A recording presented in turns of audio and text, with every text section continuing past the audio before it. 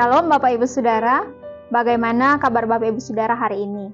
Saya berdoa biarlah setiap kita boleh terus mengalami Tuhan di dalam setiap detik perjalanan hidup kita. Bapak Ibu Saudara, mari kita berdoa sebelum kita membaca dan merenungkan firman Tuhan hari ini. Tuhan, terima kasih untuk setiap detik hidup kami yang boleh Tuhan izinkan kami alami.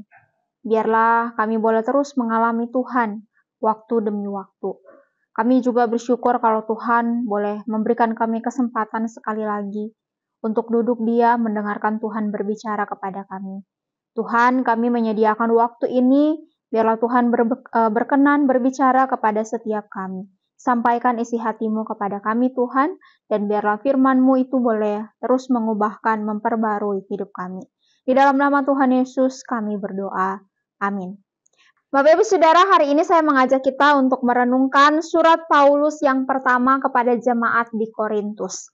1 Korintus 1 ayat 18 sampai 31. 1 Korintus 1 ayat 18 sampai 31.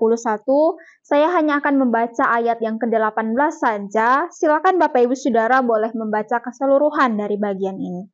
1 Korintus 1 ayat 18, demikian firman Tuhan. Sebab pemberitaan tentang salib memang adalah kebodohan bagi mereka yang menuju kebinasaan. Tetapi bagi kita yang diselamatkan, pemberitaan itu adalah kekuatan Allah. Bapak Ibu Saudara, apa yang akan kita pikirkan kalau gereja kita, tempat kita beribadah ini dihiasi dengan kuburan, tengkorak, alat-alat penyiksaan, dan lain sebagainya? Kalau kita pasang dekorasi seperti itu di sekitar lingkungan gereja ini, Bapak Ibu Saudara, saya yakin ketika Bapak Ibu Saudara masuk ke lingkungan gereja ini, Bapak Ibu Saudara mungkin akan berpikir salah masuk gitu ya. Kenapa kita bisa merasa seperti itu? Karena gambaran-gambaran seperti itu sadis dan mengerikan bagi kita. Nah Bapak Ibu Saudara, syok yang sama sebetulnya juga dialami oleh orang-orang abad pertama ketika mereka melihat salib. Bagi orang zaman itu, penyaliban adalah hukuman yang hanya diperlakukan bagi budak, bagi orang asing, bagi orang barbar.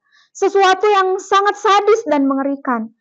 Bahkan Bapak Ibu Saudara, banyak orang pada masa itu yang menganggap tidak pantas untuk membicarakan salib di tengah pembicaraan mereka. Bapak Ibu Saudara, itulah salib di zaman itu. Tapi hari ini kita melihat salib ada di mana-mana.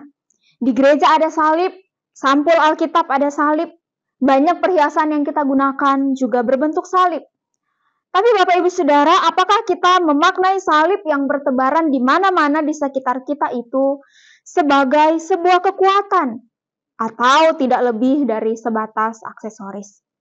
Bapak Ibu Saudara, salib itu memang sebuah kebodohan bagi manusia, bagi dunia.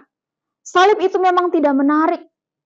Tetapi Allah menggenapi karya keselamatan bagi kita manusia berdosa melalui pengorbanannya di kayu salib.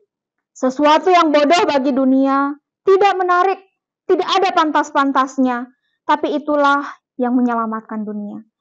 Maka Bapak Ibu Saudara, maukah kita menjadikan salib Kristus itu sebagai kebanggaan kita? Bagi dunia salib memang kebodohan, tapi itulah kekuatan dan hikmat Allah. Salib Kristus yang telah mengerjakan bagi kita keselamatan yang kekal. Maka hal kedua yang perlu kita renungkan adalah, maukah kita juga memberitakan berita salib itu kepada dunia? Mari kita berdoa. Tuhan, terima kasih untuk salib Kristus yang telah menggenapi karya keselamatan bagi kami manusia berdosa. Biarlah Tuhan menolong kami, memberikan terus kepada kami kekaguman, kebanggaan akan salib Kristus yang merupakan kekuatan dan hikmat Allah itu. Dan dengan kekaguman, kebanggaan akan salib Kristus itu juga yang boleh mendorong kami, memberikan kami kerinduan untuk memberitakan berita salib kepada dunia yang masih menolak Engkau. Tuhan, tolong setiap kami. Kami bersyukur untuk karya keselamatan yang Tuhan sudah kerjakan bagi kami.